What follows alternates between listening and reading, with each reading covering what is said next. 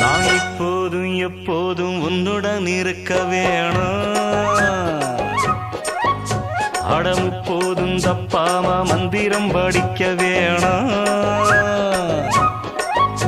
அடைமழைக்கு ஒதுங்கும் மைனா குருவி மயங்கி கிடக்கும் மீதான் தழுவி இப்போதும் அட எப்போதும்